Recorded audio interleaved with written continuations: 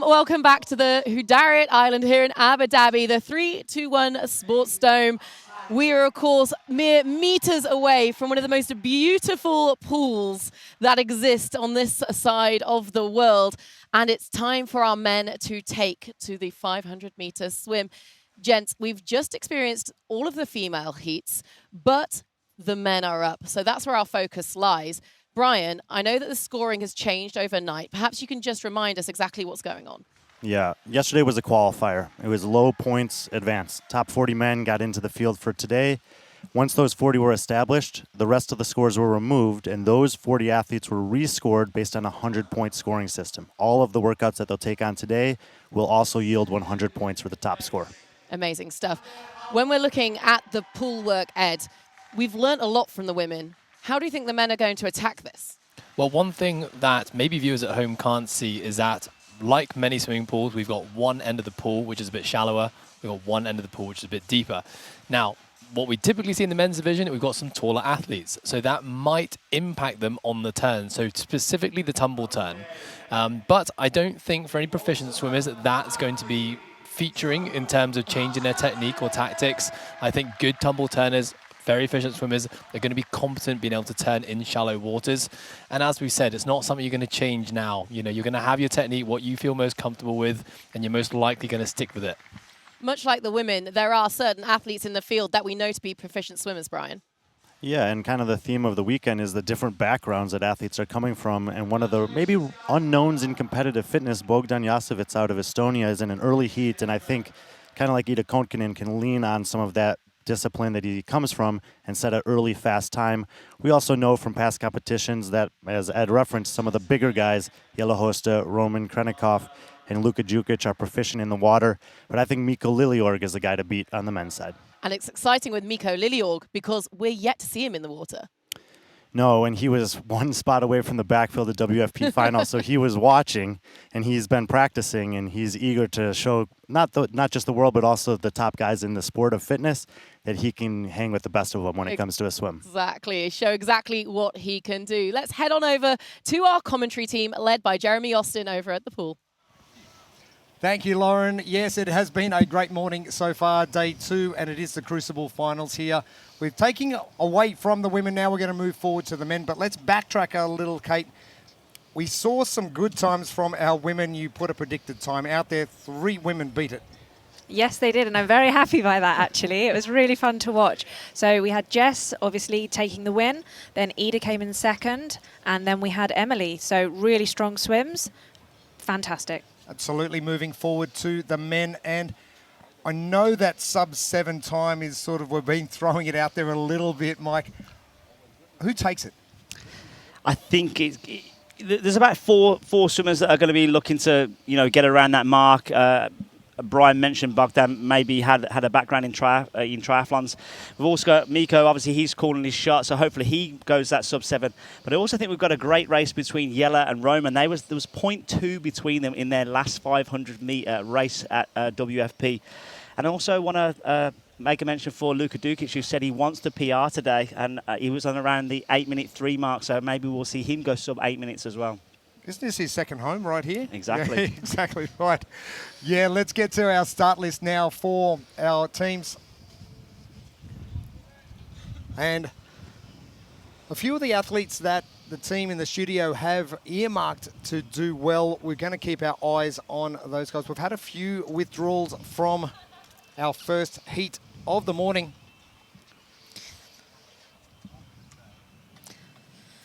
Alexander Salmanov.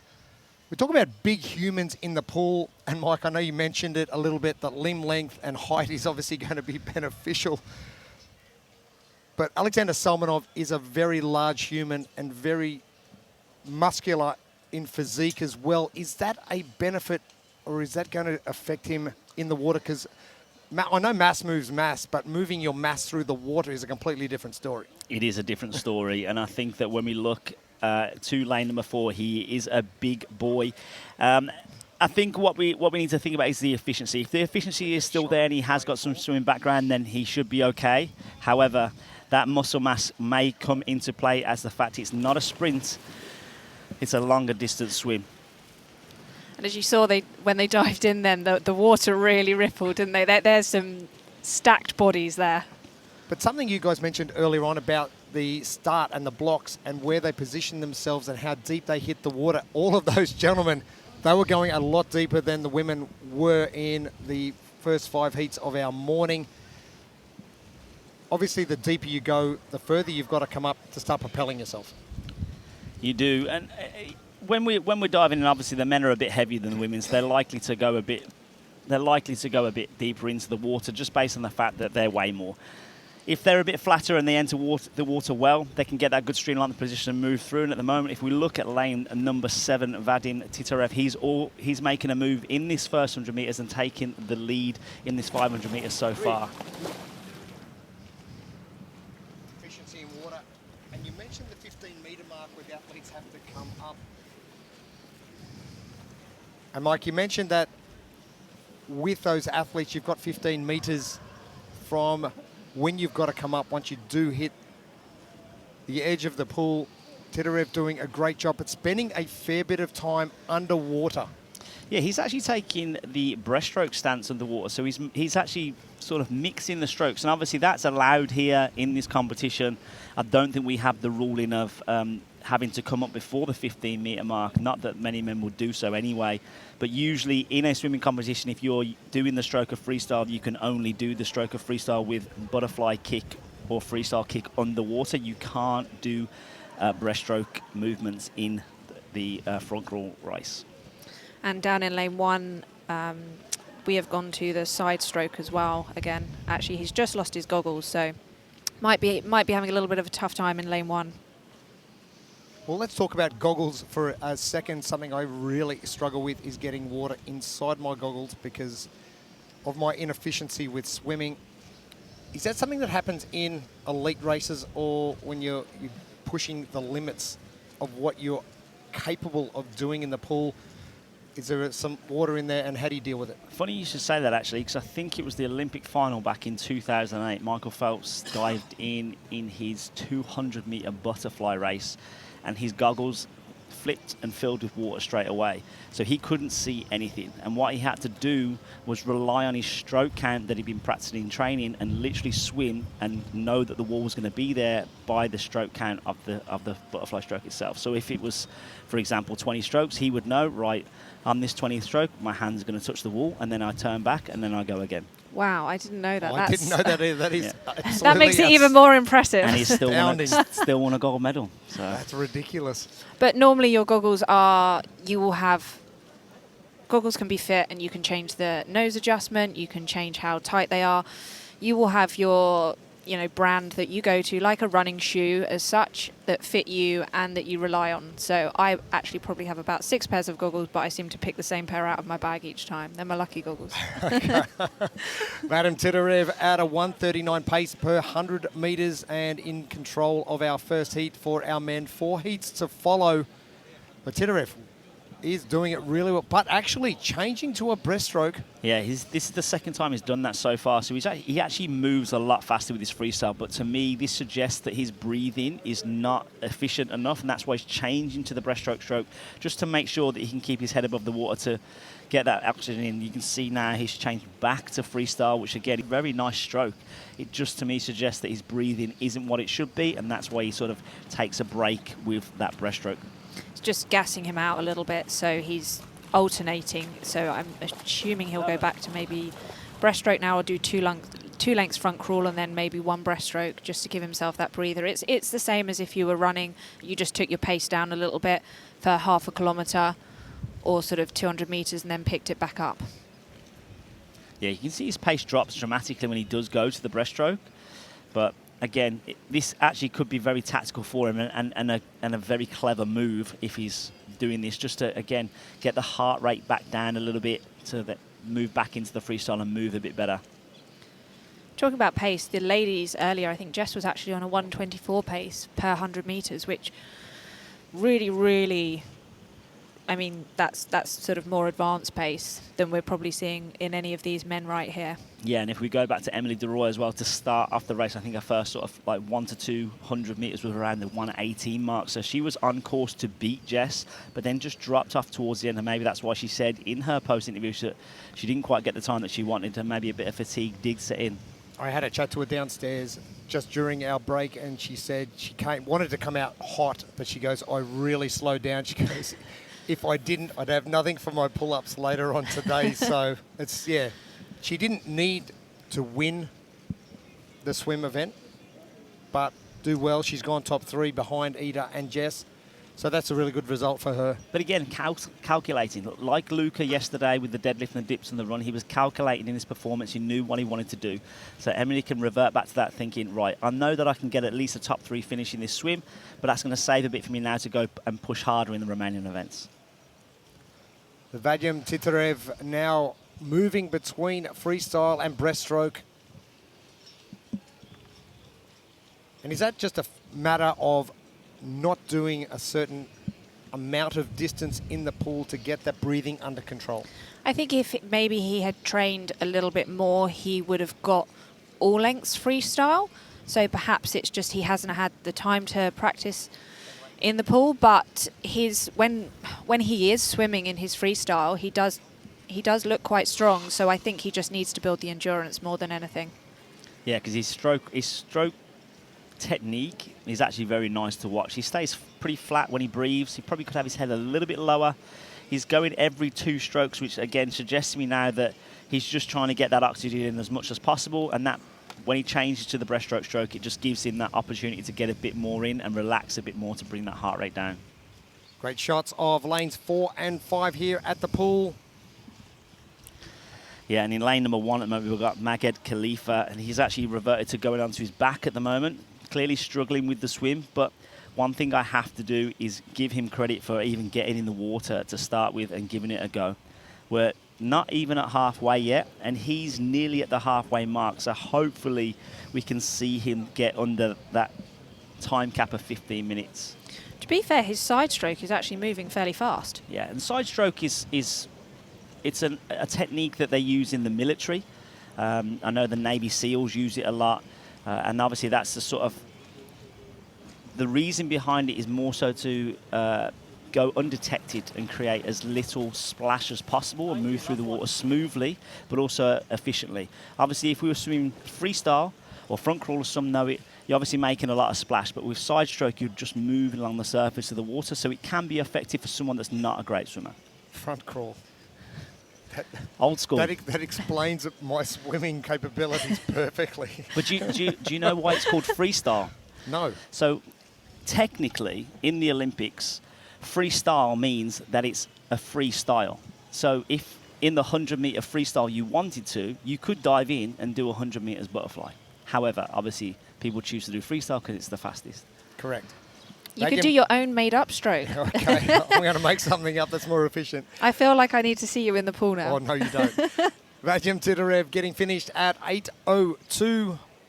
And our first male finish from our first heat of the day here. Crucible finals on day number 2 here in Abu Dhabi. So if we actually look at that time, 8:02, that could actually play factor into the last heat of the day. Because if we look back at Luka Dukic's time from his previous 500 swim, that was 8:03. So we could see a time from heat number 1 play factor into the last heat that we have for the men. Tiago Caldas will be our next athlete, finished in lane number 5.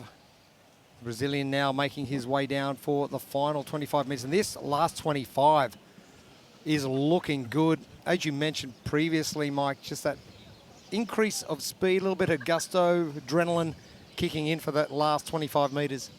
Well, there's nothing to lose now. He doesn't have any more lengths to go, so we might as well empty the tank and try and get those last few seconds, because those last few seconds can play a factor and count at the end of the day for the final heats to come. Just wanted to go back to lane number 4, Salmanov. There was a great underwater shot of him, and I just wanted to go back to technique in terms of his hand position. hopefully, if we get another look, you can see that he's actually very tense with his hands, and his fingers are very tight together. We don't actually want that. The best thing for us to do with our hand position is actually have small gaps between each of the fingers. And the reason for that is the water can't get through those gaps fast enough. So essentially you create a bigger surface area and a bigger paddle. And if we look at his hands here, he's still doing it. So one thing that you could give him as a tip to be better is to relax the hands a bit more, small gaps, and he's going to create a bigger surface area and a bigger paddle to move more water backwards and drive him forwards faster. And we can see there as well, his legs were kicking a lot from the knee and his legs were fairly sunken. So he would be better off trying to kick more from the hip and have a slightly straighter leg, because he's sort of fighting a little bit there, isn't he? Yeah, he is. Is that the biggest issue you see with inefficiency in the pool, is the dropping of the hips and the torso position lower in the water? Yeah, because then they're not flat. So if they're not flat, they're not moving through the water. And obviously, especially at this sort of level, with these CrossFitter competitors, with the heavier leg set for the strength work that they do in the deadlifts and the squats, their legs are just so much more dense. So if they are lower in the water, you are essentially swimming with like an anchor behind you dragging. Salmanov getting the job done. 11:09, all provisional times before we get to that official leaderboard. He had a fantastic deadlift yesterday, 215. And Ilchenko Victor as well, 11 minutes 25. He's just come in and finished in lane number 6. Time ticking away, and all eyes are going to be on Maged Khalifa in lane 1. Can he get the last 150 done? Jürgen in 11:42. It's interesting watching them get out of the pool, how much it's taxed their body as well. Some of the girls got out and, you know, they were laughing and joking and didn't look like they'd really done anything, whilst others, it really taken their toll. Well, Thiago Caldas, I watched him after he finished, and he spent about a millisecond before he got out of the pool straight away. So that was an interesting one, because some of the athletes have got out very fatigued. That suggests to me they just want to get out the water as fast as possible because they don't like being in there. Yeah, I think when you do finish a race, a lot of swimmers like to just sort of float around and let the water support them, just to allow their heart rate to come back down. Obviously, it's a bit different if you're at the Olympics and you win a gold medal, you want to get out and celebrate. But so we think about recovery. Immediately, we saw a little bit of that with the run. Athletes were pretty busted up after the 1,000-metre shuttle run yesterday. We'll see that further on today when we get to the 20-minute erg test on the Concept 2 bike erg. Which we put Lauren through yesterday. Is there something in trying to flush out that lactate and staying on the bike to make yourself feel a little bit better quicker? I mean, for Being me, based in the pool. it would be in the pool. The best thing for these guys to do is actually not get out as quick as possible. The fact that they've still got a 15-minute time cut, the fact they've finished under it. If I was them, I would stay in the water. I would bounce up and down in the water, let the water support me, shake my arms out, maybe even swim back and forth a few meters, just to again start to like loosen off the arms and get the blood flow going back around. Because when we look at this swimming, we're not kicking as much. The blood flow is massively in the upper body. It's in the arms. So those arms start to feel really heavy. The shoulders start to feel heavy. We want to sort of replace that blood everywhere else and get ourselves feeling normal again. 1 minute and 20 seconds remain for Khalifa to get the next 100 metres done, and it is going to be a tough battle for him to get it done. I think it's going to be too tight. That side stroke still working well and just looks so efficient through the water. Yeah, he's got a minute left to do 3 lengths. So I know unless he starts to really pick up the pace, he's going to struggle to get this done under the time cap. I think there were two girls that didn't make the time cap? Yes, and this will be our first male of the day that won't be able to move through to the remainder of the competition. Disqualification coming for all athletes not getting the swim completed in 15 minutes or the minimum work requirement on our upcoming 4 workouts. Khalifa with 50 metres remaining now. The last 2 lengths, but time is going to tick away. I think he's going to call it there. I think he I knows. think he knows that it was going to be a tough challenge, but good crack. 400 metres getting done in 15 minutes. Yeah, all credit to him for even getting in the water. And you can see he's not comfortable in the water. He even, threw his goggles away at the end just to, he obviously wasn't comfortable wearing them, and it shows that they're just not used to it. Okay, let's head down now to Jane Urbacher on the pool deck. So Vadim, you just set the fastest time in your heat. Yeah. How long have you been swimming for? I think from 7 years old. I started, but not 7th pool, maybe start on the river, and after that continue sometimes in the school, sometimes on the river and university. I have maybe a few years practice with a trainer. Then I continue improve my skills, something like this. And now in my apartment I swim almost every day. Also I prepare for this great competition. But my swimming pool 30 meters, here 25 meters standard, but it's good, it's good. And I noticed that you changed between the freestyle and the breaststroke. Was that your strategy going in? Yes, the best is breaststroke, but freestyle is a little bit faster. That's why I changed for relax between these 2 strokes. Something like this. If I had a problem with freestyle, I had the rest for breaststroke. You did awesome today. Well done. Thank you very much. Thank you very much. You can absolutely see that Vadim Titarev really gave everything to that performance based on that interview. But so good to see the Ukrainian laying down at 8:02 as the time to beat from the very first heat, Brian. And we're beginning to see a bit of a correlation in terms of the events that athletes in the pool are good at. Yeah, Mike Bourne was talking about it with a few of the women that had a nice deadlift yesterday, and that there's a complement to those 2 movements because of the posterior chain demand from the lats, the upper back, and down the legs. And he had a 200-kilo deadlift for 10 yesterday, which is what we were talking about as a benchmark for a good score for the men, parlayed into a nice swim. It really, really did. Shall we take a look at it, Ed? We shall. So one of the things that Mike was talking about was his breathing. And we've highlighted this in some of the other athletes so far, but the one thing I want you to have a look at here, guys, is this. So if we pause him here, as he goes and takes a breath. Now, one thing we've seen with great swimmers, Jess Towell being one of them, is how many of the 2 goggles, of the 2 lens, how many are showing out of the water in the breath? Now, what we see here is although Titarev had a fantastic time of 8:02, is there room for improvement? Can he be getting down to low 7s if he could clean up this small aspect of his game? Because what we see when the head lifts out the water, that means the feet drop below the water. And that means that his body line now moves like this. And more what we really want is we want that body line to be as streamlined at the top of the surface in a straight line as possible. So that small little tweak could have potentially taken 20, 30 seconds off of his time. So not to take anything away from him, he did fantastically well. But for those at home, let's not just check boxes because we can swim. Let's look to be as efficient as possible. Absolutely amazingly, a 30th on the 1,000-meter shuttle run for Titarev to turn it around to that performance in the pool. An 8:02 and top of the current leaderboard, Tiago Caldas out of Brazil, a minute and a half, give or take, behind.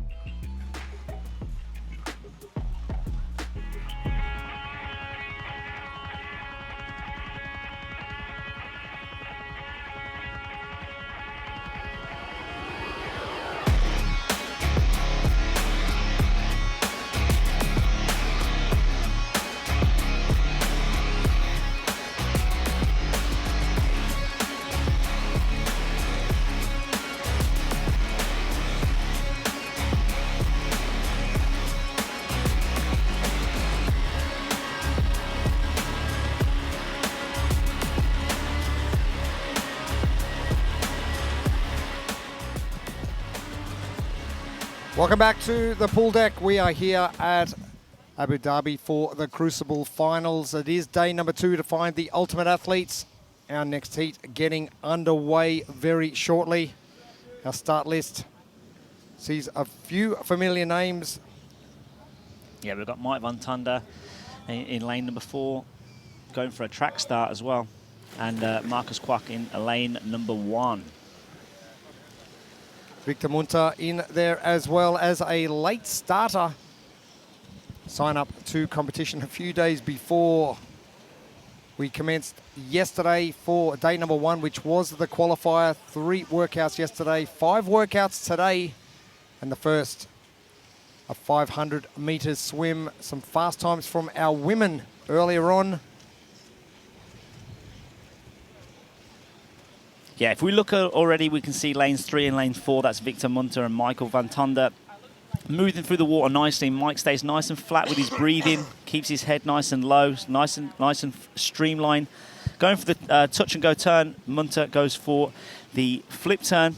So it'll be good to see the race between these who can hold on. And I just wanted to go back to some split times. In the previous heat, it was clear to see that our last heat winner went off probably a little bit too fast, actually. His first 100-meter split was 1:16.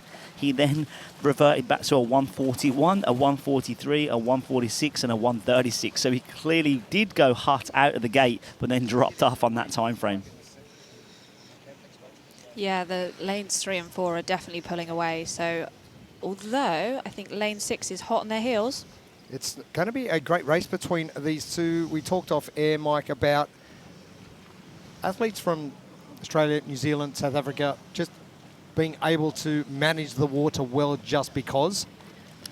Yeah, just because, and that just because is the fact that, you know, majority of them grow up around water. You know, unless you are based inland, they grow up around the sea, they grow up around beaches where they learn confidence of getting in the water to start with at a young age. Dion Chikotzi in lane number 5. Now we talk about efficiency in the water and head placement and swimming caps as well. There's a lot of hair for Chikotzi, and having to wrap all that up with that swimming cap, that is going to be detrimental to efficiency through the water. Well, at the moment, his head is actually out the water because he's doing breaststroke, so it's not actually causing him any trouble. If he then went to a freestyle or a front crawl stroke and he was trying to have his head down, then it would create more drag and slow him down. Yeah, at the moment, with that breaststroke stroke, his head is above the water. I think we're going to see breaststroke for him for the remainder of the swim because he's already sort of falling behind a little bit on that time frame. But again, great to see them in the water and giving this 500 a go. I know it's a little bit different with you two being specific swimmers, but going into day number 2 of a competition and you've got a 500-meter swim and you go, ugh, this is not going to go well, and potentially if you don't hit that 500-meter mark in 15 minutes, you are out of competition. How does that play on you mentally? I think it plays mentally. You know, let's revert back to a lot of other competitions. A lot of competitions, they usually start the weekend with the swim. So straight away, you might, you know, you're a bit fresher, you haven't done anything else, you can just give it a go, and you know full well that you're going to go through the rest of the weekend and make up ground on other events. This swim is thrown directly in the middle, and we've got cuts if you don't make the cut-off time. So there's a huge amount of pressure on everyone, especially those that aren't swimmers. So not only would they feel pressure not being a swimmer anyway, but now there's the added pressure of, if I don't make it, I'm out. But we are looking for the ultimate athlete. Yes, we are. It is the goal of 2 days of competition here in Abu Dhabi for the Crucible. Qualifiers yesterday, the finals today. Victor Munter just jumping ahead of Michael Van Tonder. And there's only about a metre in between them both. But Munter just seems to be a little bit less fatigued at this point in the race. Yeah, and they're just coming up to halfway now in just over 4 minutes. So hopefully if they can maintain their pace, they can both come in under 8:30. I think we're going to see a nice battle between them as they come through now in the latter half of the race. And obviously the fact that Munter is slightly ahead of Mike, if Mike's clever with the way that he swims, he will be able to see him slightly ahead of him, so he can actually use him as a bit of a pacer, stay on his feet, and then maybe turn on the kick at the end to drive past him in the final 50. Vadim Tidarev, our fastest time so far from our first heat for the men, 8:02. Well, obviously hoping for that sub-7 time. And I know 500 metres isn't on the agenda for swim meets, but where does 7 minutes sit in relation to elite swimming? Elite swimmers will finish 500 metres. In warm-up, in... Elite swimmers will definitely finish 500 metres between... they'd finish sub 5 minutes. They'd be sub 1 minute per 100. Elite swimmers. So if someone like Katie Ledecky, for example, who is a multiple-time Olympic and world champion, gold medalist, she will hold 58s, 59s per 100 for 800 for 1,500 metres. Their times are insane. She holds cups of water on her head while she swims. I've does. seen that video. Yeah, which Jeremy, you look shows how amazing her technique is, how efficient it is, and why she's so good at what she does. Sub 5 minutes. So sub 7 is not going to be a bad time, generally speaking, in the world of functional fitness. It's not at all. It's going to be it's going to be a great time. And like I say, you know, we have seen some very fast times before. You know, in the previous, let's revert back to World Fitness Project 6 weeks ago. We did have Janikowski who won the swim for the men in 6:23, I think was the time. And again, he's a former swimmer for Finland, so he showcased his swimming ability. So anyone that's going to get anywhere close to that is a top level swimmer. It wasn't the fastest time at the World Fitness Project. Lucy Campbell. Lucy Campbell beating, which was a good gauge, that male and female doing the same event in the same pool. So that's a good gauge, even though Janikowski, unfortunately, not able to be here this weekend, but putting out a very decent time. I also think what comes into play there as well, though, is previous times. So if you look at the times that you know that you've got to beat, then you have to swim a certain way. If the time is nowhere near what you know you're capable of, you can hold back slightly. So when we look at that, it's like, how much was Lucy holding back? How much was Jana holding back? How fast could they actually go? Victor Munter is the man who is going quick in the second of our male heats. It is heat number 7. 3 more heats to come, just ahead of Michael van Tonder as they hit the 100-metre mark to go. And Munter looking very comfortable out in front and just extending that lead out to about 2 metres. Yeah, they've both dropped their breathing down now to breathe in every 2, which means they'll take a breath, take 2 strokes and breathe again. So they're just, again, trying to expel the air and get that air back in again, get the oxygen intake in, ready to push through. They're coming through now with their final 3 lengths, so they're at the 4:25 mark. Be interesting to see if Michael van Tonder manages to start kicking a bit harder to try and chase down and track down Victor Munter. You can already see that Victor Munter's started to kick a little bit harder, so he's going to push, I think, for these last 2 lengths to try and take the win of the heat at least. Munter now the last 50 metres ahead of him and extending that lead out now to about 4 metres. But as you mentioned, Mike, has Van Tonder got something in the tank to bring him home? I think the lead is going to be too great. Yeah, only time will tell unless something happens in this last 25 metres. But you can see Munter's kick has started to increase a bit more. He's coming down to his last length now. I think he'll take the win of the heat, yes. Titarev with an 8:02 finish time. Keep in mind, Titarev was doing a little bit of breaststroke in there as well. So his freestyle was very efficient. It was, and that's why it was surprising to see him change, because he was moving efficiently, and that's, like I suggested, it was solely because of his breathing patterns and not getting enough oxygen and wanting just to calm himself down to then go again. Munter with an 8:45 finish. The last few strokes for Van Tonder. We'll see him at an 8:56, all provisional times until we get to that official leaderboard. And again, athletes straight out of the pool rather than waiting. Yeah, I would stay You're shaking in that water. your head a lot Yeah. here, Mike. I mean, look, it's not a bad thing. It's just to make sure that I would much rather relax and let the water support me, shake my arms off and relax a bit more than to get out and have the wind blowing against me and making me a bit cold. I'd want to relax and get the blood flow back to the whole body first before I actually get out the water. Kwak, bottom of screen.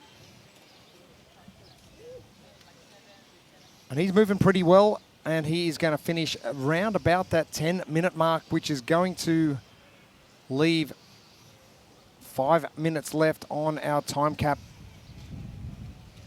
Yeah, lane number 6 now coming through. It's going to be very tight between them. They're neck and neck, actually. Yeah.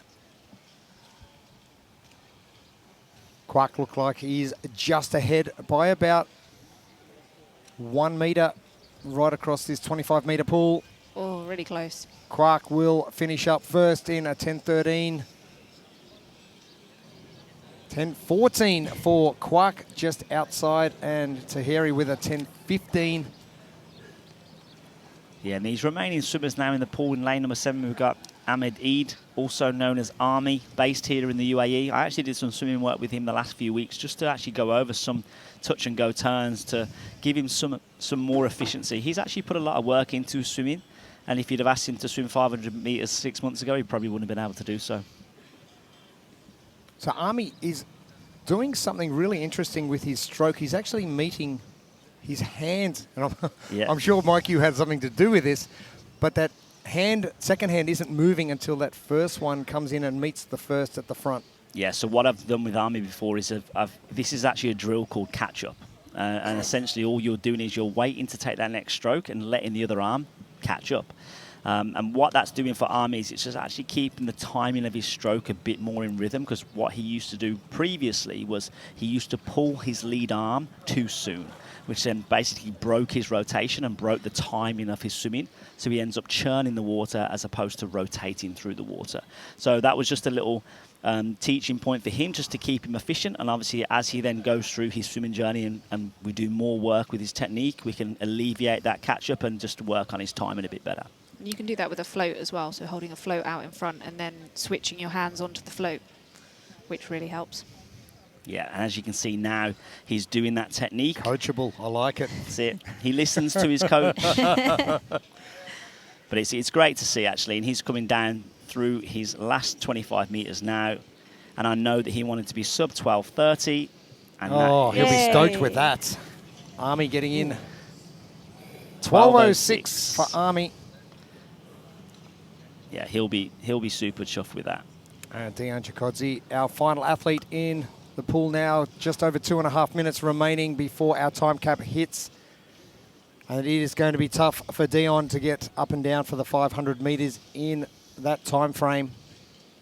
A very lovable character, though, Dion. He will certainly, he'll still have a smile on his face by the end of this workout, regardless of the result. That pool looks beautiful. I just want to... Another thing I was going to talk to you guys about is, obviously we're a little bit cooler this morning before the sun came up for that first heat of the day. We're now here, starting to get a little bit warmer. I'm assuming it's about 20 degrees Celsius. How does that play a part with the athletes in the pool, or doesn't it? It shouldn't really play too much of a part, because the water temperature is going to be the main factor. Now, one thing that is to note is, depending on the temperature of the water will play a factor into your swim. So we actually want the water to be colder. We don't want it to be warm. The warmer the water, the more it just saps and drains your energy. The colder keeps you a bit more alert, a bit more, sprightly, and obviously makes you swim faster to try and warm up, as it were. So there's something in that, righto.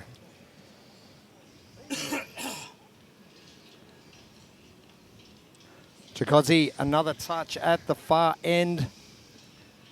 The time is ticking away. You just see exactly how shallow it is at that far end.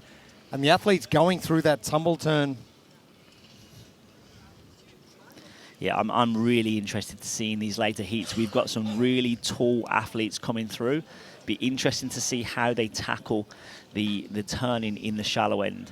And there's a few things to talk about there. They can either do that touch and go, but when you actually think of it, with their long legs, for them to touch and go and tuck their legs up, there's actually less room for them to tuck their legs up. So if they are efficient and they can tumble turn and flip their legs over the top of the surface of the water, they technically give themselves more space to then push off. They just have to make sure they're very tight in their tuck. Yes. Otherwise you end up scraping. That we don't want. Chikadze now about to finish off the 400-metre mark, and potentially the last length, full length, he will get completed before that 15-minute time cap hits. Great work from Dion, pushing off straight away. Yeah, he's got 10 seconds remaining, but it's good to see him fighting all the way to the end. Fantastic effort.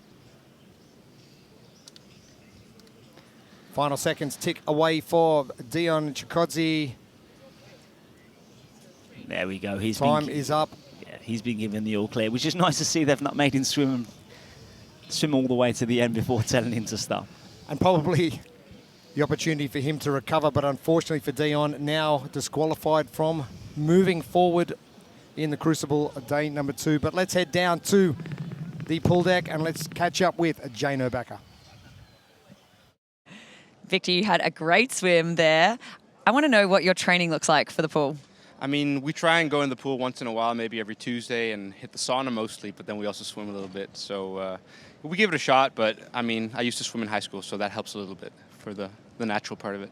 And I heard you say that the water felt quite warm and you usually swim in much colder conditions. Can you tell me about that? I mean, we don't swim outside or anything like that, but the pool isn't heated, and you can definitely feel it's been in the sun here, so there's a big difference. When you start sweating, you feel the water. But I mean, it was nice. It was very nice. Awesome. And we saw that Mike Van Tonder was right there, right behind you. Did that play into your mind at all? I mean, 100%. In the beginning, I was like, you could see he had the boogie band, and I was like, oh, he's probably, you know, Australian or something like that. A good swimmer. And I could feel him neck and neck, but then I could sort of feel he was slowing down just a tad, and I was like, okay, I have him. But I still sped up just in case he had a kick. Awesome. Have a great day today. Thank you so much. Thank you. Awesome.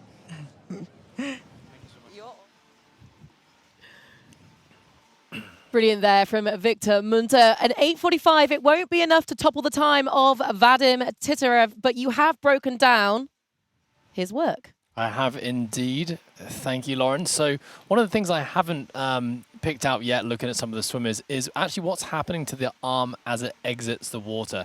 So we're going to pause this in just a second. I'm going to give you a bit more of a close-up. So here's what we're looking at.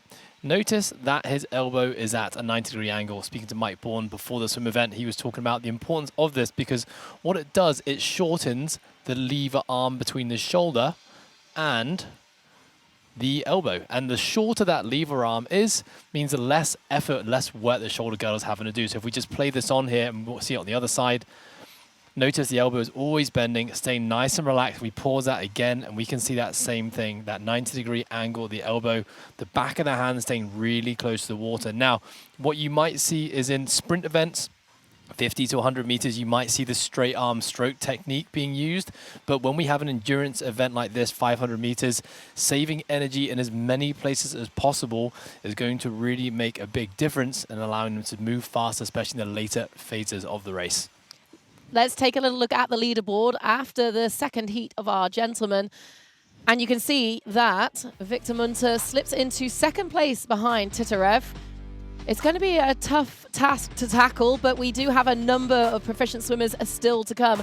Michael Van Tonder out of South Africa, though living across in these parts, he was just over 10 seconds behind.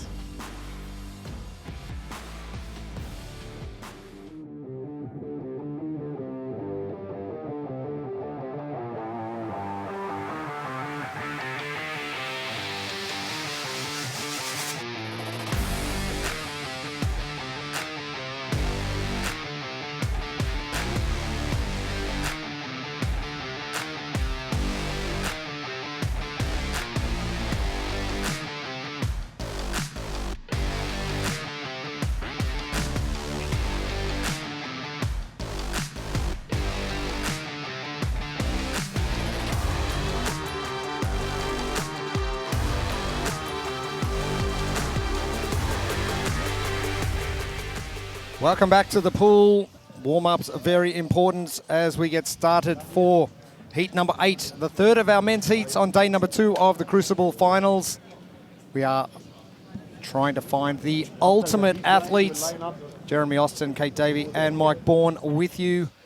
And some very quick times. And I'm no doubting that the man in lane number 2, Bogdan Jasovec, is going to give us something else to talk about in this coming heat.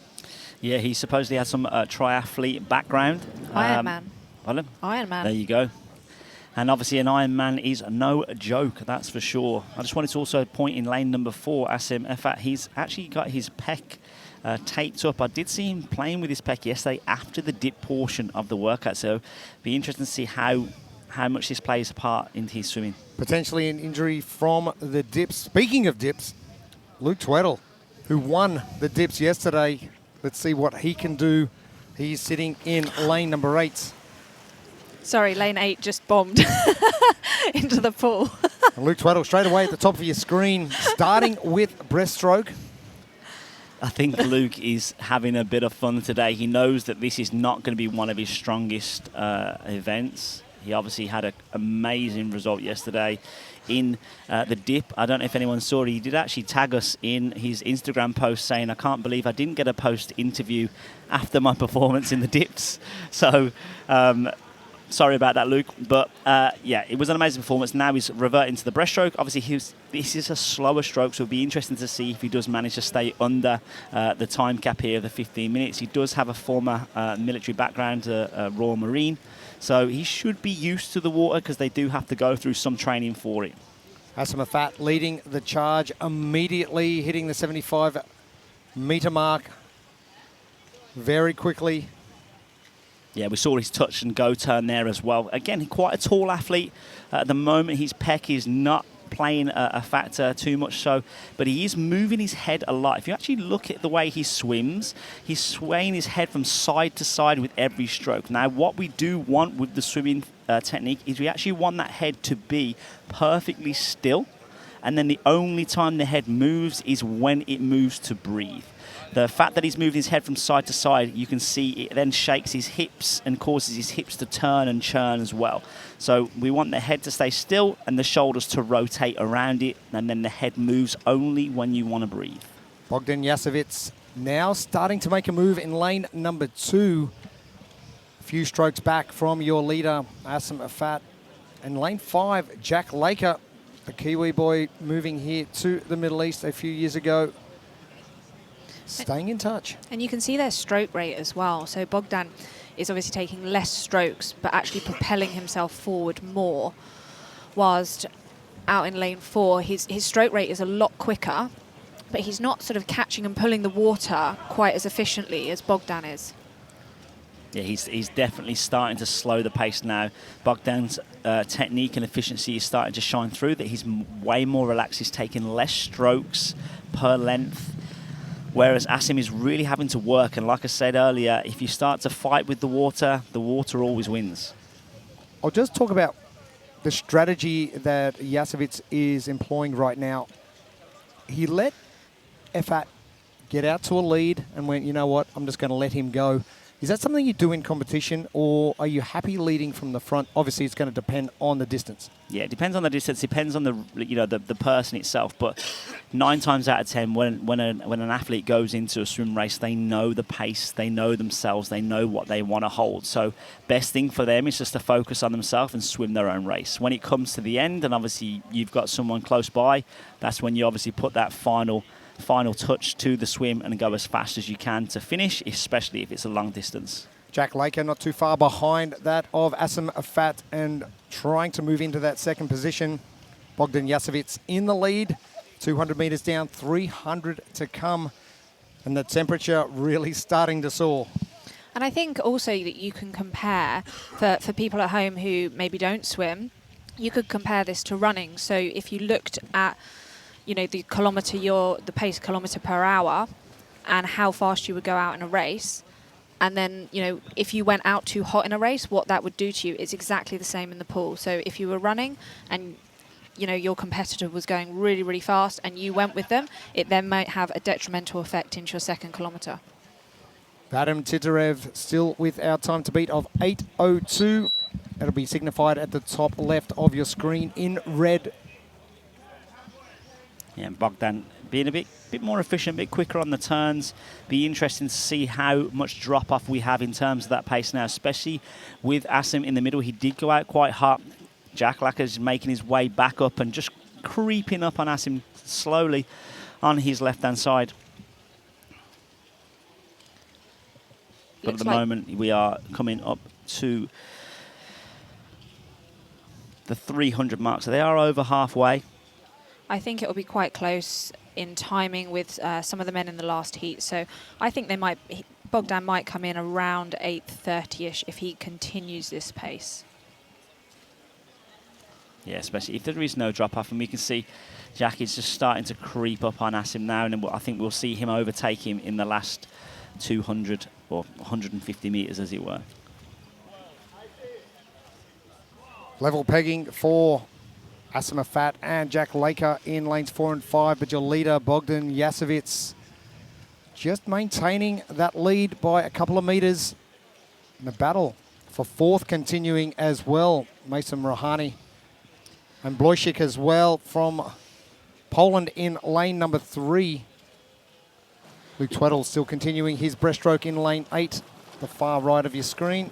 But I think he will actually get it done. Even though he's doing breaststroke, which is a slower stroke, he is gliding well. He's just keeping to his pace. He hasn't slowed off, and he's coming up to halfway, and he still has the time to complete it. So it's not going to be his best event of the 2 days, but he's going to get it done, which means that he can move into this afternoon. Exactly right. Exactly what Mike was saying. You take a hit, and you know you're not going to do well.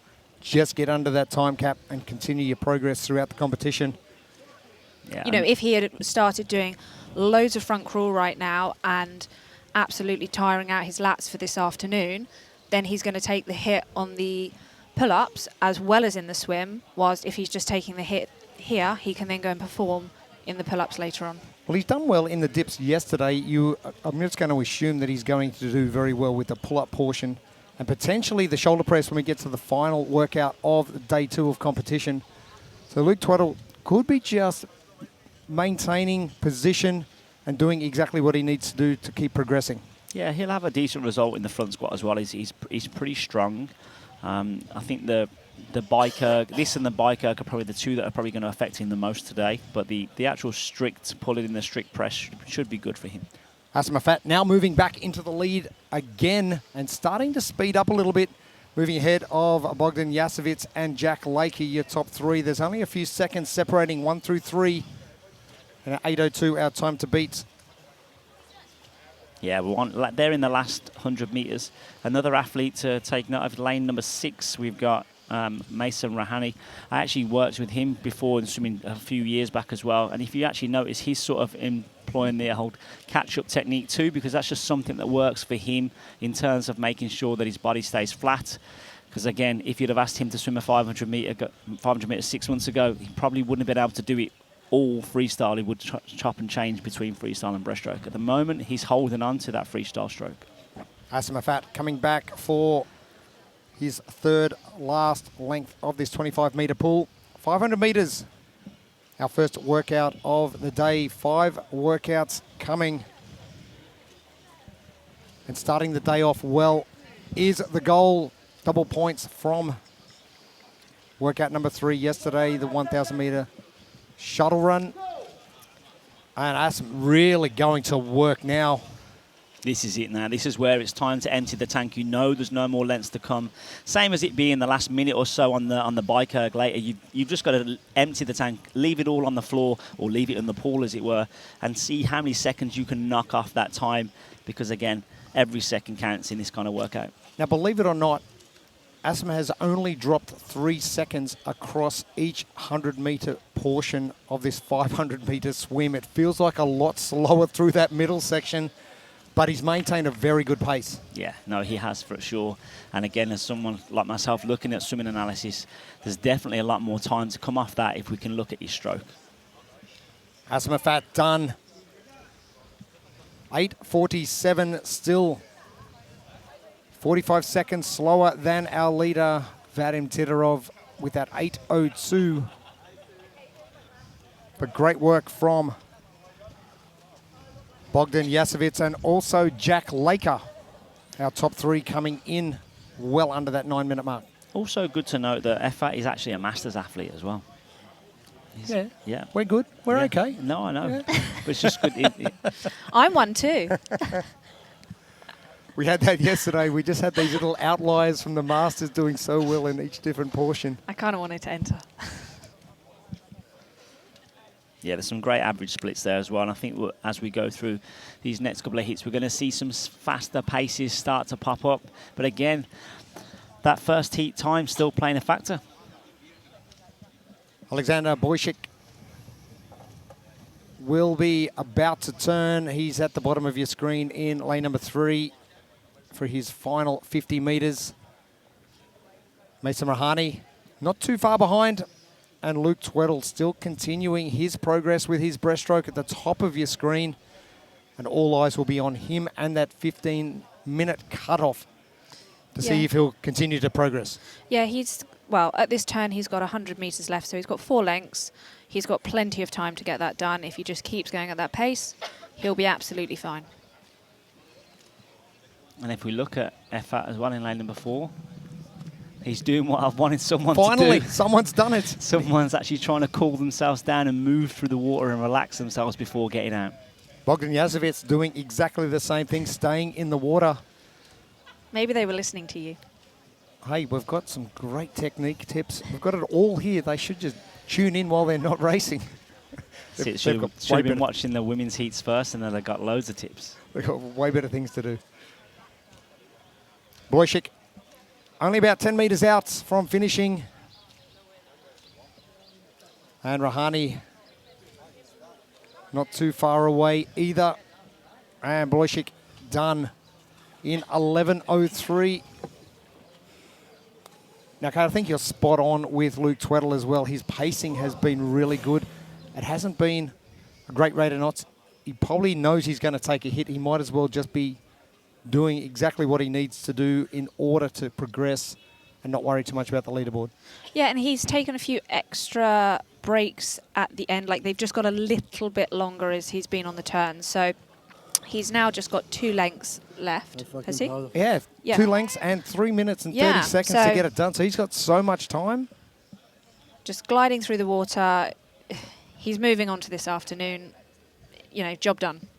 We talk about elite competition, the athletes that have gone through this. How much lat fatigue are they going to have moving into the competition for those that have pushed? I mean, it could be quite a lot, depending on how good of a swimmer they are, how efficient they are. You know, someone that is an efficient swimmer, like we said earlier, this is the kind of race that is actually a bit of a buy for them. It's a bit of a let-off. It's a nice, relaxing swim for them in the morning. But those that aren't swimmers, it is going to take its toll. One thing I do want to note with swimming is you'll find that when you swim, you actually feel way more hungry after you finish. So these guys are going to have to get some fuel in, and the fact that they're swimming anyway, it's going to make them hungry for sure. Last little bit for Luke Tweddle. And recovery, you've got 2 hours now. How good is that? That never happens. It's a lot of time. 2 hours would be good for them to obviously get a good stretch, maybe get some body work done, loosen off any tight ends, and then obviously get some fuel and get that supplementation going. Luke Tweddle finishing up in 12 minutes and 50 seconds. And some great shots of the pool. And let's head down to Jane on the pool deck. Assam just had a great swim out there. We noticed that you started out really strong, finished really strong, and we're a bit more chill in the middle. Was that your strategy?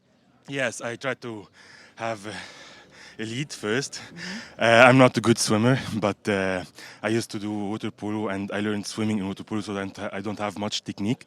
But I tried to keep my effort consistent, and I have improved a lot. I didn't have an endurance before, but I thought to have lead first and be consistent with the leading pack and push for the last 100 meters. Really strong swim. So you had a top 10 deadlift yesterday. You're a judo champion, water polo player, High Rocks coach. What can we expect to see from you today? I will give it my best. I think I was the last one to register. I just registered on Thursday, on the last minute. I should have planned for these 2 weeks, and I was not prepared, but I registered on last minute because I want to regret that I didn't join, and it's paying off. No regrets. Good luck for the rest of the day. Thank you. Thank you. I'm still amazed every single time I see that man in action because his body shape does not scream, I'm going to be really good at endurance events. But how he planned that strategy, Brian, I think we all saw him go off quick and panicked. Yeah, I didn't think he would be able to maintain that, and it was just a totally different race than the previous heat. Van Tonder and Munter were so close, and Munter was slowly gaining about a half second on every turn, which led to a 9-second lead. SMF, totally different strategy. Threw consistency out the window. I'm going to send a message, go out almost as fast as we've seen, absent of the first heat with Titarev. And then he backed off by 30 seconds per 100 for 300 meters. That takes a lot of discipline and confidence as Bogdan and Jack crept up on him, even past him. But he knew he had it, and he kicked just as strong as he started and got the heat win. I mean, we've spoken about it before, Ed, but this ability to lean back on previous experience. And as a water polo player, that man spent a huge amount of time in water. Yeah, I mean, someone we've spent a lot of time with the last couple of days is Mike Bourne, who's on the commentary right now, who is dropping knowledge bomb after knowledge bomb in the world of swimming, and he was a water polo player as well. So whilst the discipline might not be about racing, these guys are clearly very knowledgeable when it comes to knowing how to be efficient in the pool. That is true. Do you know what is efficient? How we enter the pool. Yes, absolutely, Lauren. So one of the stipulations in this event was any pool entry is allowed. And we're just going to zoom back a bit because you might have missed it. So if we go back, we're just going to pay attention to, let's go back a little bit more. And we're going to pause on that block because there is one athlete who starts on the blocks and no one else does. So take a look at lane 8, Luke Tweddle here. Now we're talking about textbook water entry. Let's have a look at what he does here. This is what we call the cannonball. And when we talk about efficiency and trying to create momentum going this way, which is what we're going to see in just a second, we want athletes moving forward. What Luke actually does, he moves this way.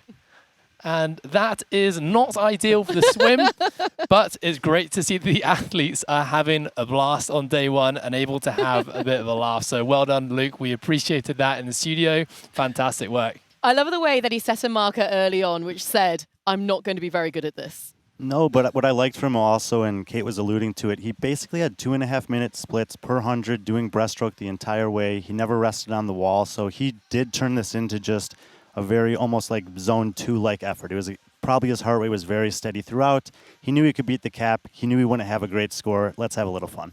Let's take a little look at these overall standings off the back of that heat. Nassem Fat has slipped into the top 3. Great job from a man from Egypt, Jack Laker, just behind him. It pushes Michael Van Tonder down. Bogdan Jasovits with an 8.57. Not enough to beat his wife, Anastasia. It was not fast enough, Bogdan, because she had an 8.17 in the pool earlier on this afternoon.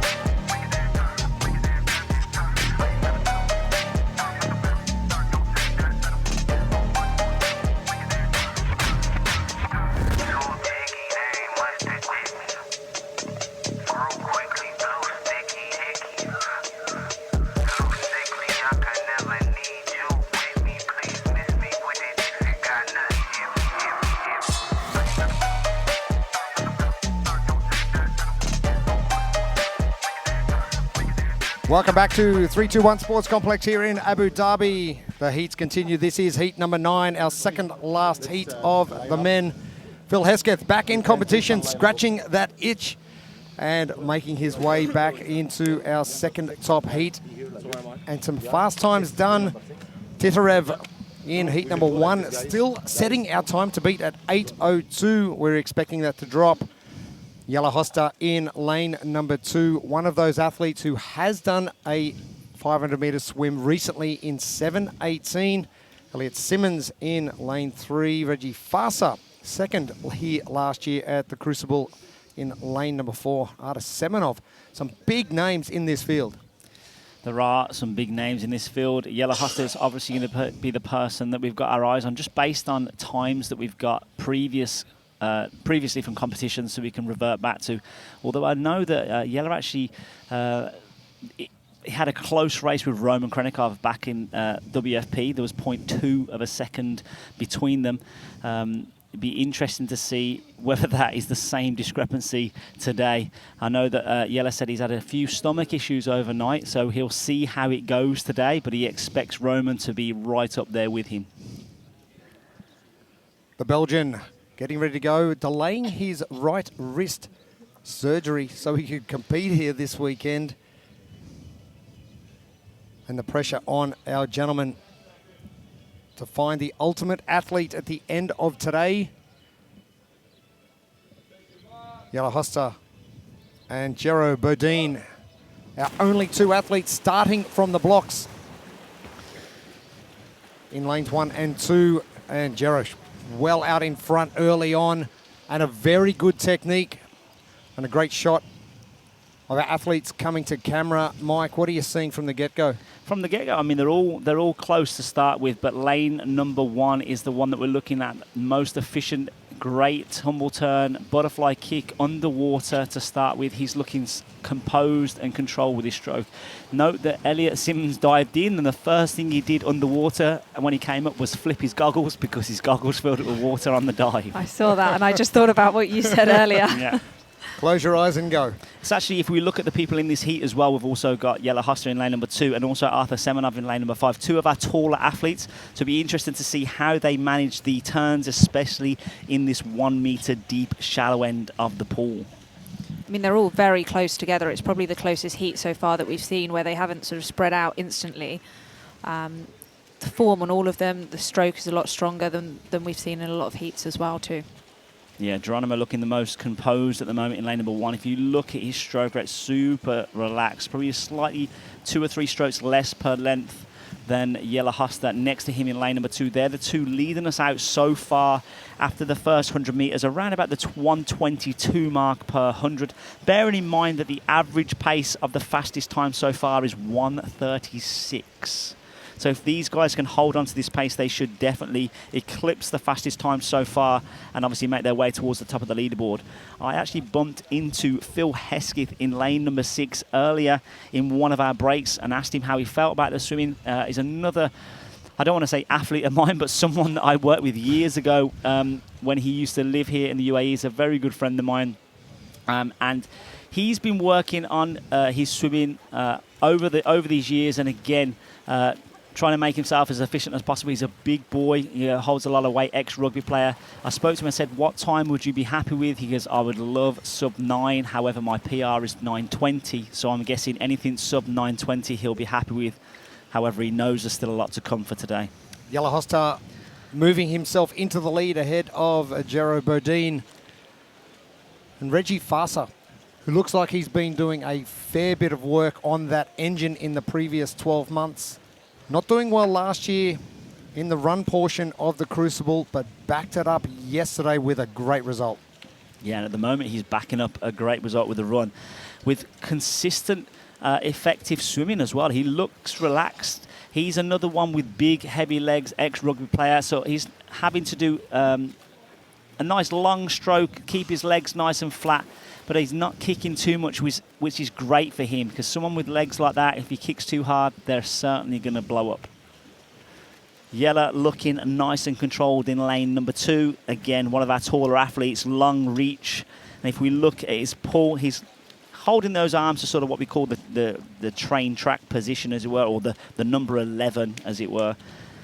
Driving that water backwards. It's clear to see that when he breathes, his left hand comes inside slightly, which is common for someone that's not used to swimming as much as an Olympic swimmer, as it were. But his stroke is efficient, his stroke is relaxed, and I think he'll certainly be one of our top 3 athletes by the end of the event.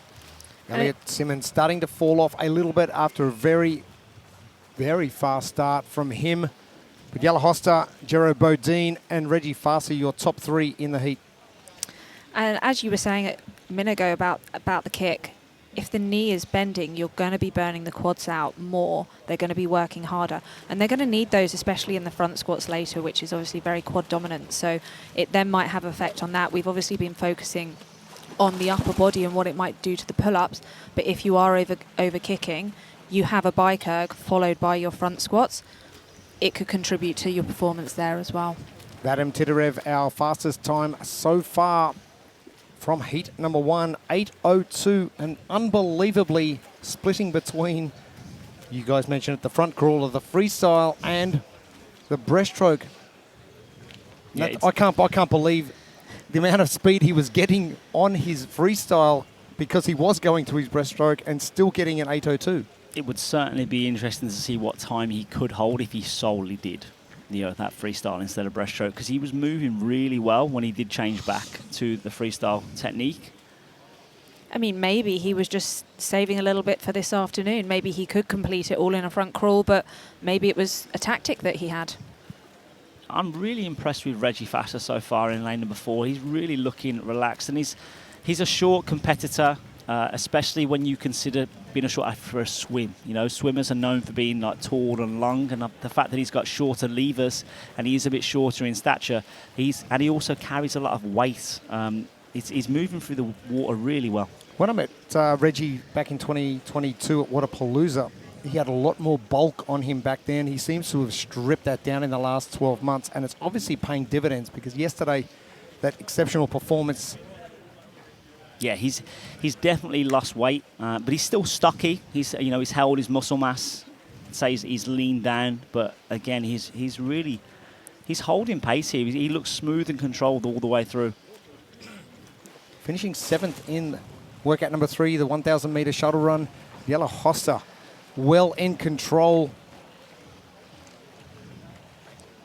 Yeah, Jelle is now at the 400 meter mark, so 100 meters to go. And Reggie moving into second now, ahead of Jero Bodine.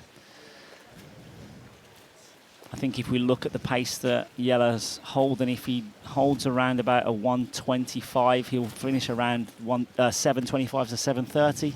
But again, that's if he holds that pace, which would be technically slower than his WFP time. But we will soon see if he turns on the afterburners in this last 50 meters. No one's done my prediction yet. We're waiting for that last heat of the day, Kate. Just be patient. It's coming. We didn't have to wait that long for the women with Jess Towle getting that 7:02. But our fastest time so far, it is Vadim Titarev with 8:02. Yeah, Jelle moving through now into his final 50 meters. Oh, it's just a beautiful stroke. And as you mentioned, that kick now, he's really starting to put the hammer down. He's certainly going to take the heat win here and eclipse the fastest time of the event so far. We'll see if he makes it under the 7:30 mark. I don't think that's going to be possible. Probably looking more so around the 7:35 mark now, with half a length still to go for Jelle. Jelle Hossa outside that time of 7:18 from the World Fitness Project finals in Sweden late last year. And it will be the fastest time here so far at a 7:40. 7:40, the fastest time for the male athletes. Geronimo, lane number 1, he's coming through on his last length as well. Reggie Fasser is going to finish second. This is a great swim from Reggie Fasser. Can he get second? I spoke to Taylor Howe before, after the females had finished. And I said, you've been doing a bit of training? And she goes, oh, yes, we have. And I went, we, okay. So they have been working hard. Jero Bodine is in as well in 8:06. Yeah, that's outside Titarev's time, so fourth fastest. But Reggie Fasser's just inside. So Reggie Fasser so far, unofficially, second fastest time of the day. Simmons making his way down for his last length. And Phil Hesketh has done extremely well here for his last length. He's going to crush his time. I know. He's going to go sub 9. Was like, nope. He is going to be so chuffed with this. He had a really strong finish in the run as well. Did you see his sprint finish yesterday? Yeah. It was really good. Honestly, that has made me so happy to see. What's his 8:50? That's awesome. Brilliant. Well done, Phil Hesketh. He is done. That's a 30-second PR from what I remember him saying earlier.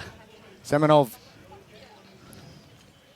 and Singer are final two. Singer going through his breaststroke in lane number 7, and Semenov just about to finish up.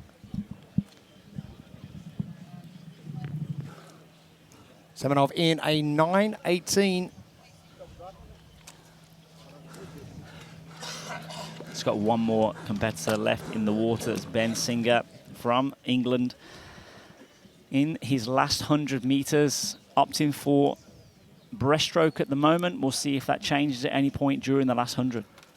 Reggie Farsa getting in 0.3 of a second ahead of Bajam Titarev. So that is a great result for Reggie Farsa. Exactly the way you want to start your day number 2 here at the Crucible Finals. Yeah, I think he's definitely going to be happy, and I can be honest there and say I was not expecting that swim from Reggie. A few surprises. 1,000-meter shuttle run yesterday from Reggie was great.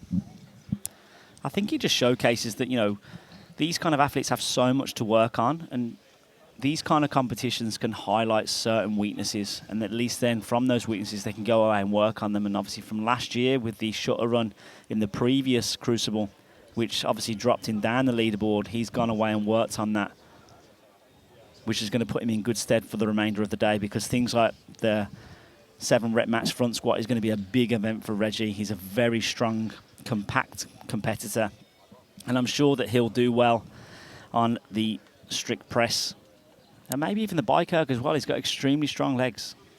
I always think it's like spinning plates when you're trying to train for an event like this, because there's so many different types of event that you're trying to train for, and it's just like trying to keep all those plates up, the strength, the endurance, you know, swim technique. There's just so many things that you have to work on, and it's hard to work on them all. So it really is the ultimate athlete. And where do you prioritise? Your weaknesses. But maintain your strength at the same time. Yeah. See, it's the plates. Balls in the air. I mean, that's the beauty of this, you know, this sport, as it were, is just you've got to try and be good at everything.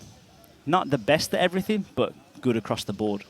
And not have a weakness that's really going to drag you down. So the run yesterday was going to hurt a few people because it was double points. Wrapping things up for our second last heat, and Jelle Hoster dangling that carrot to Roman Krenikov coming up next. Is he going to be able to beat 7 minutes and 40 seconds? Let's head down to the competition floor with Jane Obacker. Jelle, great swim. Fastest male time so far today. Do you think it's going to hold up in the next heat? To be honest, I don't think so. No, it's not my best swim, so, and there are some solid swimmers here. So I think it will fall down soon, my time. How are you feeling today? To be honest, not too good. This night I couldn't fall asleep, and then I had to run to the toilet and empty my stomach, and I don't know, maybe I ate something wrong, although I didn't take like big risks, but I feel it today that I'm a bit empty. I was doubting to show up, but then I'm here. I could have as well just do it. We're very grateful that you're here because you put in a great swim performance. How are you going to recover before the next event?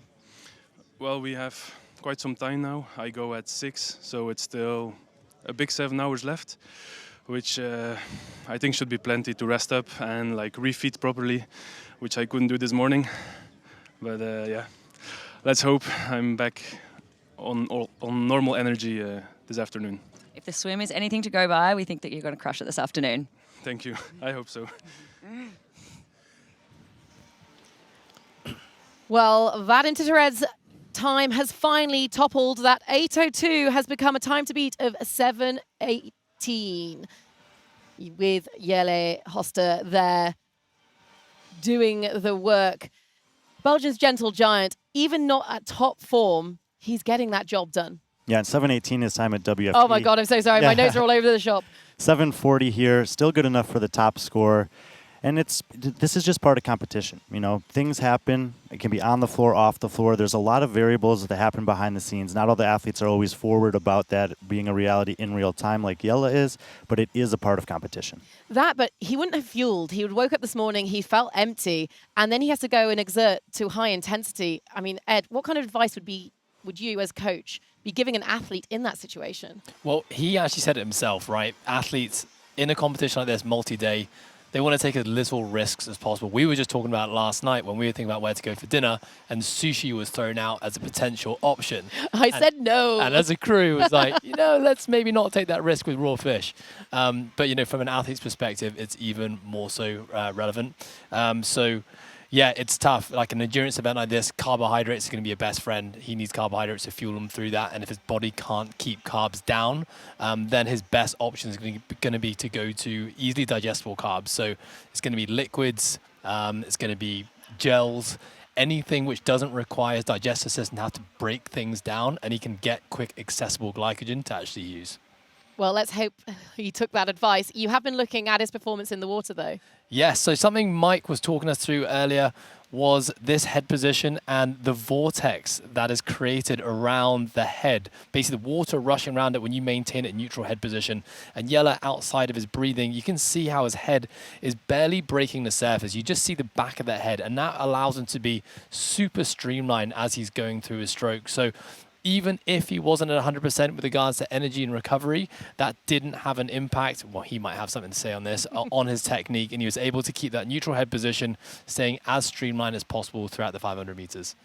Well, that was an exceptionally fast heat, so we'll take a little look at how it all shook out. Other than Singer out of the United Kingdom, that entire group came 12th or better. You can see them there in the red lines. Jelle Hoster has set a time, but as he mentioned in his interview with Jane Urbacher, he thinks it might topple. And Brian, the man to topple it will be sitting on the sidelines, and that man's Roman Krenikov. I think he's one of the men that can topple it. He and Jelle both had a 7:18 at the WFP finals. Presumably he's feeling a little better than Jelle, who's feeling about as bad as you could be going into this. And we also know Mikko's out there. Luca said he's looking for a PR. We just saw Phil Hesketh PR by 30 seconds. If Luca has a 20-second PR, he'll be right in that neighborhood too. And a quick word on Reggie Fassa. Well, we see four of the guys from that heat in the top 5, and Reggie Fassa, as the guys in the booth or the studio were talking about, 2 great performance on endurance events. I actually spoke to his partner Taylor Howe, who said they've been running 3 times a week this past year, and clearly that work has paid off. It really is paying off, but there is still one more heat to come.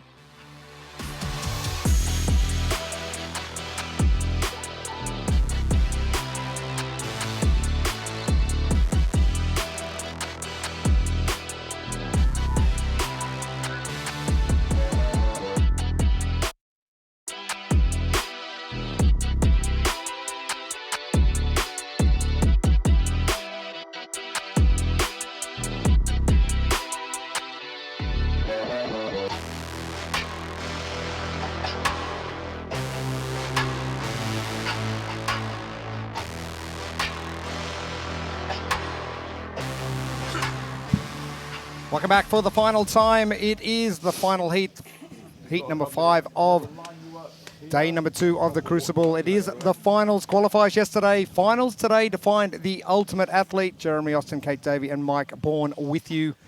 And some big guns hitting the pool, and I don't mean just in size, but stature as well. Lago Wadaldis in lane number 2, 6'6", less strokes, more efficiency, faster times. But Luka Djukic, Roman Krenikov, and Chandler Smith, all with previous times in the last 6 weeks that they can compare to. They can also compare to the time from Jelle Hoster, our new leader in 7 minutes and 40 seconds. Well, you missed off one person there in lane number 8. So one person with an outside chance being in that outside lane is Mikko Liljeorg, who has essentially called his shot on this workout. I think he's looking for a sub-7. So will he be the first male of the day to go sub-7? I know that Luca wants to PR his swim. He's around the 8:03 mark, so he'll probably want to go sub-8. And then we've got Roman Krenikov, who a few weeks back hit 7:18 and was 0.2 seconds behind Jelle Hoster. So it'd be interesting to see who takes that race this time, with Jelle not being in the same heat as Roman. Yeah, Mikko Liljeorg was one, especially Brian Friend, earmarked to do very well. Sub-7 would be an exceptional time. How are your tips going? How's your predictions going? Wow. I think they'll actually be a little bit quicker. I would hope to see maybe around a 7 would be really, really nice, but I don't think we're going to see a sub-7. But we'll see. Bold prediction. I said 7:13. 7:13. We had some bold predictions yesterday. Luka Djukic said, yep, hold my beer, I'm on here. I was on the money yesterday. You were. I think, was I 1 second out? 2. One. I think it's going to be interesting to see how lane number 2, Largo, goes, because he is 6'6". He does have extremely long arms, long limbs. To be interesting to see how he attacks the turns in this shallow end of the pool. Well, some of the ladies that were obviously tumble turning at one end and touch and go at the other, so maybe he does that approach where he just doesn't risk it. Let's talk quickly about Mark Nangle's day 1 yesterday. Absolutely exceptional. Yeah, for sure. I think the Nangle is a dark horse. I say dark horse for everyone else, not necessarily for me because I do know him personally, but he's going to excel later on when those front squats come around. Nangle with a 9th, 14th and 13th yesterday, which is a great performance for day number 1. But let's throw all of that out the window because we are now at the back end of workout number 4. And it is the 500-metre swim. Miko Lilliog wasting absolutely no time. And yeah, as we can see, Miko straight away from his dive, a few butterfly kicks, extremely efficient. He gained himself a 2-3 metre advantage straight off the dive.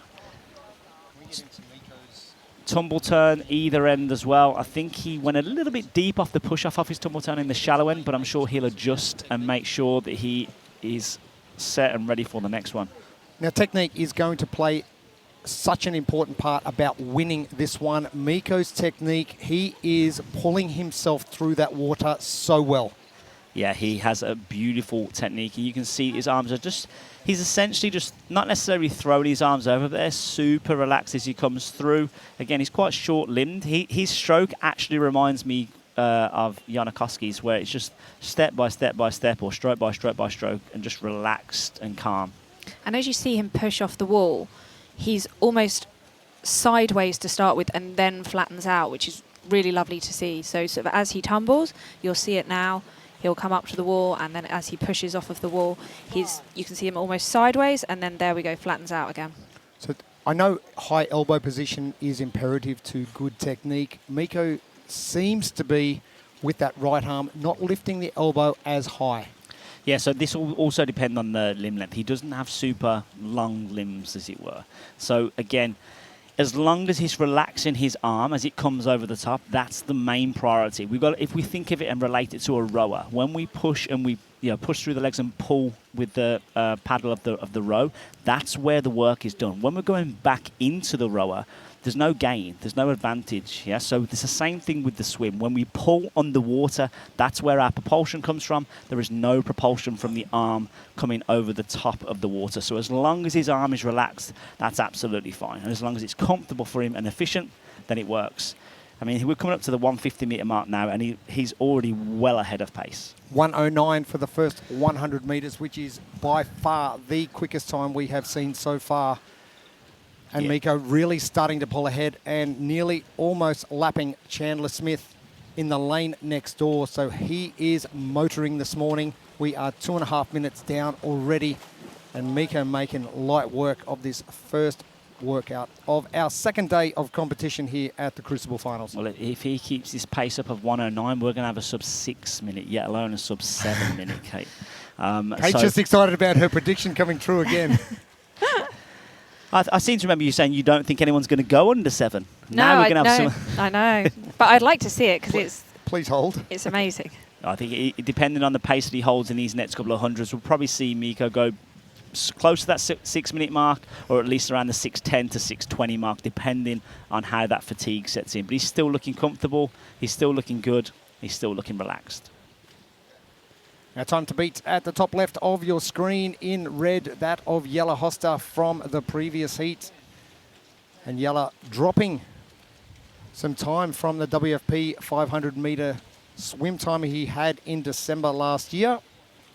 But again, a little bit of illness on board for Jelle.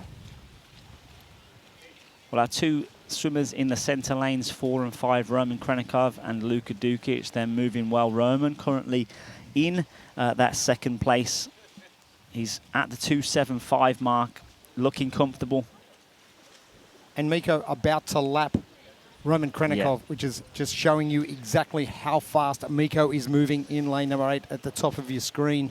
Yeah, and I think, as Brian said earlier, it is a shame that they didn't give the backfill to Miko, you know, in time at the World Fitness Pros, because this would have been a great race to watch between him and Janikowski.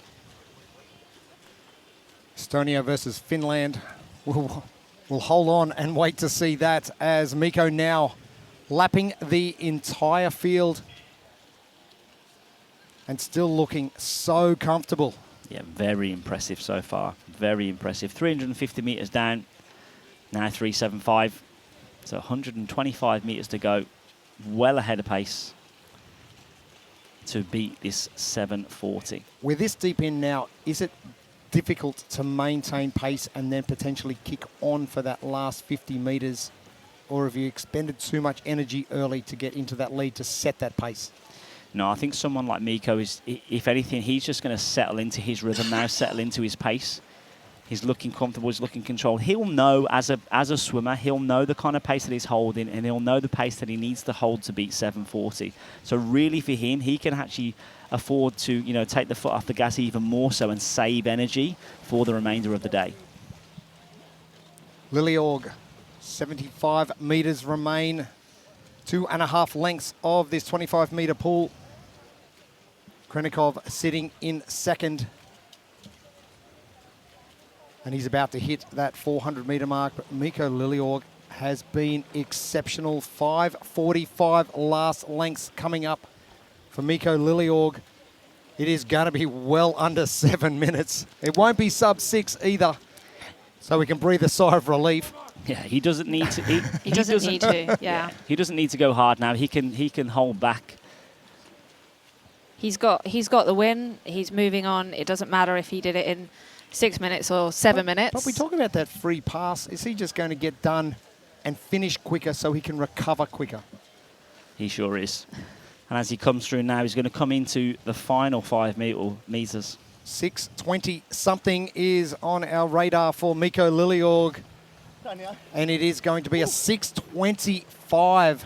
We'll see your sub 7, Kate Davey. We'll raise you 35 seconds. Happy to see it. Oh, that is an incredible time from Miko Lilleorg. And it also goes to show it is a shame that Janikowski didn't manage to make it here this weekend, because his time from the World Fitness Project was 6:23.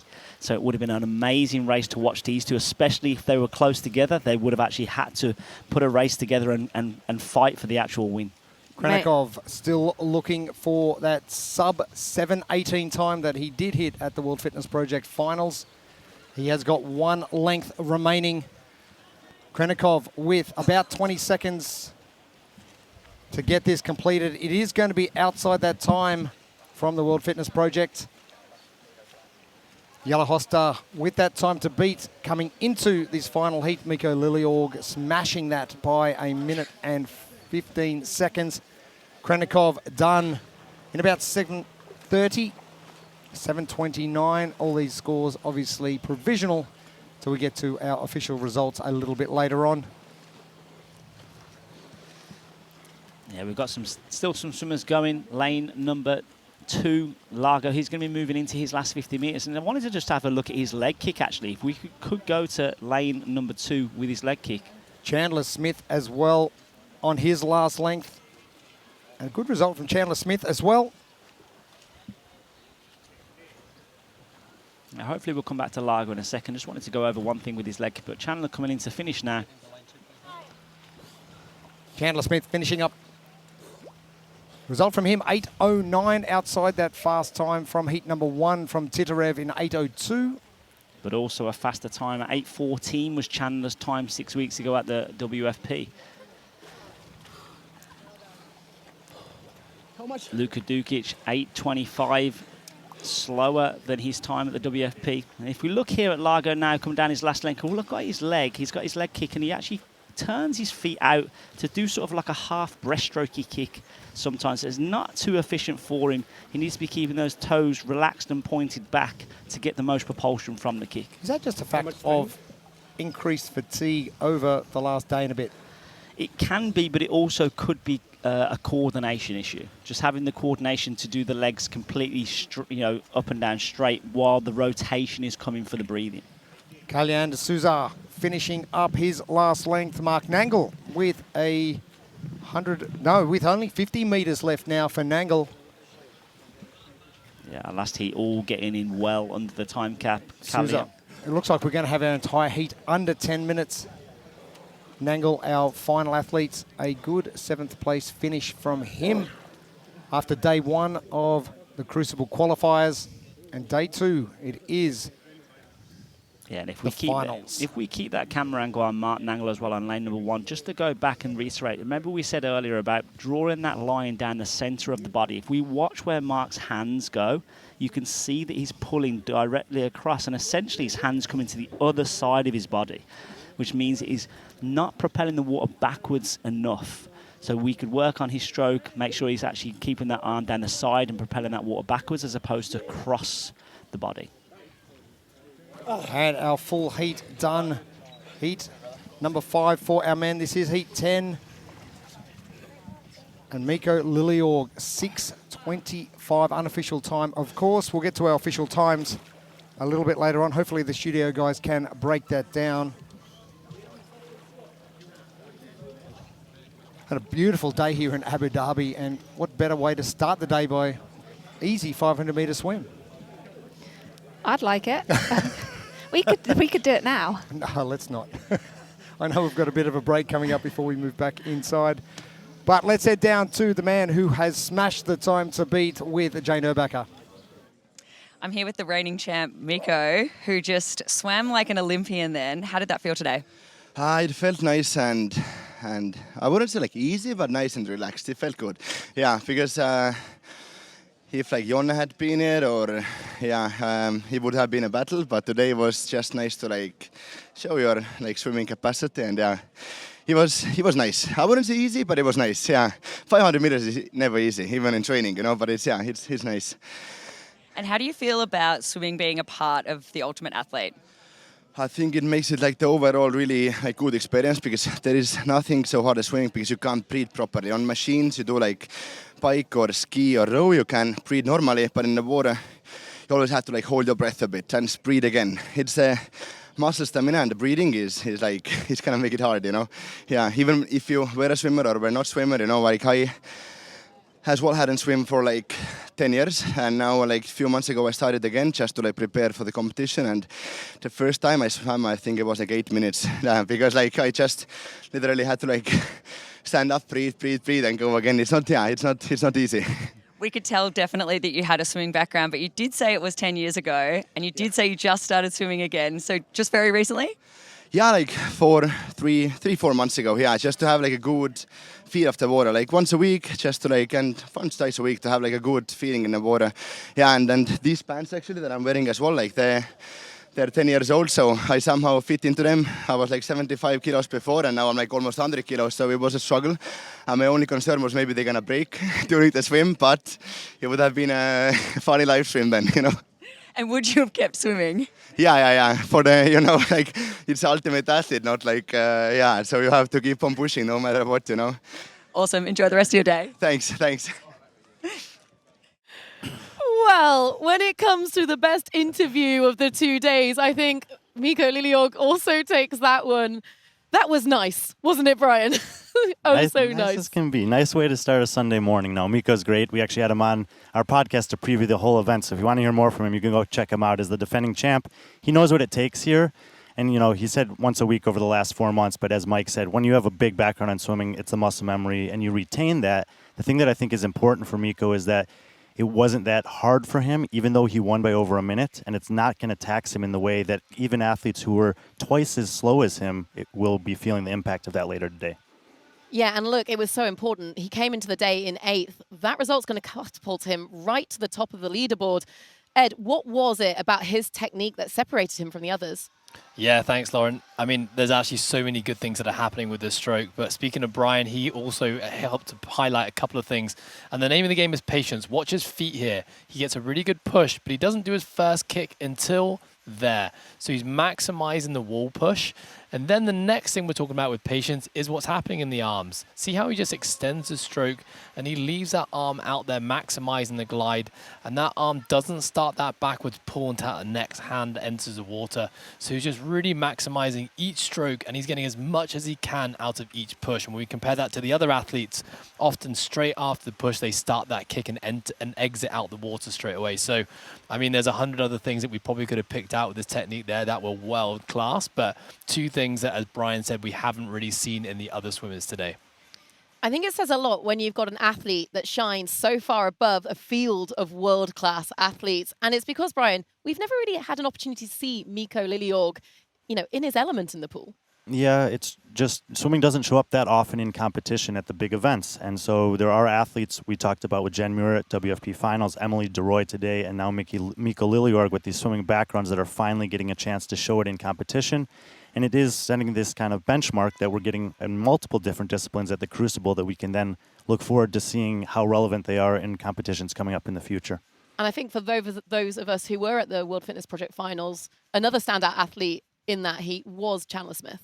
Well, we only had 4 men that swam there that also swam here, and the other 3 of them all had slower times. In swimming, often people talk about a fast pool versus a slow pool, and so maybe with the outdoor nature, a little warmer water, that this was a little bit slower in general. Chandler Smith beating his time by 5 seconds 6 weeks later, and also just watching his technique there, especially on the last part of that swim, it seems like he's been putting in some effort in the pool. Yeah, you could really see it. Let's take a little look at the overall results for our men. Now, Mikko Liljeorg right at the top there. Roman Krenikov, after today, this is going to get reseeded before we head back into the 3-2-1 club for this afternoon's workouts.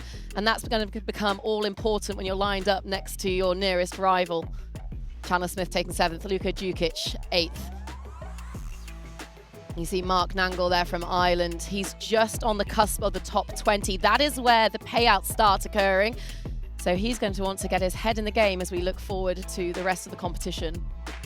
And a number of DNFs and withdrawals as we came into day 2 of competition. Those who couldn't complete the swim, they are out. Well, team, exactly what we've just said.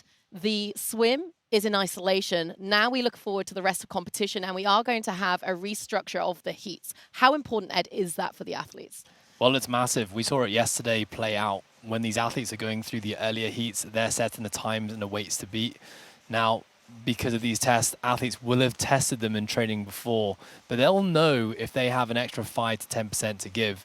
And as soon as they are able to see scores on the board, that's going to potentially impact their strategy. And this is the last day. There's no more places to climb after this. And the format of the events this afternoon is that we've got to really look at this as like you've got one shot because you've got 4 tests that come up in succession of one another. So you got to get out there and you got to execute. So these guys are going to be watching those earlier heats.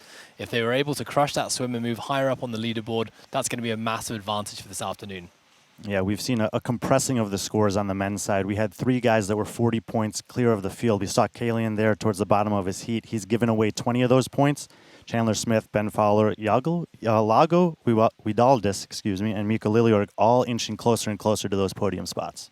I think the big difference from what we saw yesterday is the work was done in 15 minutes. Today, it's much, much longer. What kind of impact is that going to have? Well, there's 2 aspects of that. We had an early start, a long rest, and how athletes transition from one workout to another and manage rest intervals is critical. We have a long one to prep before 3 short ones. And then that time domain is over twice as long as they had yesterday because of the 20-minute watt test. So there's massive elements of how you recover over a long time domain and then several short ones that are, I would say, equally as important as what you're able to do on each of those implements. Yeah, absolutely. There's a fueling aspect that's going to have to come into this as well, right? They're going to be on that floor for quite a long time, and one of those tests being the 20-minute bike erg. So potentially making sure they've got the right fuels in them, potentially bringing fueling out with them in between events. And then, we're going to talk about this very soon, but that strict press after the bike erg, that's going to be an interesting test in itself. We will be back with all the details and all of the action after a short break, so make sure you join us. That is all from us here on the desk, Brian Friend and Ed Haynes, and our team over at the pool as well. We'll see you at 11:55 for more action from the Crucible 2026.